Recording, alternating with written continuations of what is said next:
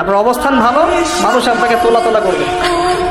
অবস্থান খারাপ হয়ে যাক, দেখবেন আপনাকে মানুষ চিনছে না, কাছের মানুষই চিনবে না, কাছের মানুষই চিনবে না।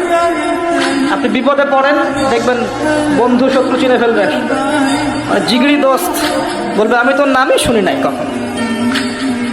হ্যাঁ, বাস্তবতা খুব কঠিন। আমার কথা ভালো করে শোনেন, যদি আপনি মানুষকে সন্তুষ্ট করতে যান এবং মানুষের কাছে কিছু পাওয়ার আশা করেন, আপনি কষ্ট পাবেন।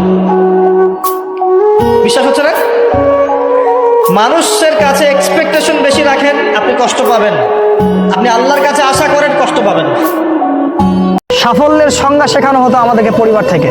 সফল হতে হবে বাবা, নিজের পায়ে দাঁড়াতে হবে, বিয়ে করবি কি নিয়ে, তোর তো কিছুই নাই, চাকরি বাকরি করতে হবে, প্রতিষ্ঠিত হতে হবে।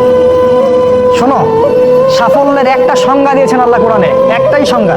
সূরা আলে ইমরানের মধ্যে আছে, কুল্লু নাফসিন যায়িকাতুল মাউত, প্রত্যেকটা নফস মারা যাবে এবং কিয়ামতের মাঠে তাদের পুরোপুরি প্রতিদান তাদেরকে দেয়া হবে। ওই দিন কিয়ামতের মাঠে যাকে জাহান্নাম থেকে বাঁচানো হবে, এই ব্যক্তি হচ্ছে সফল।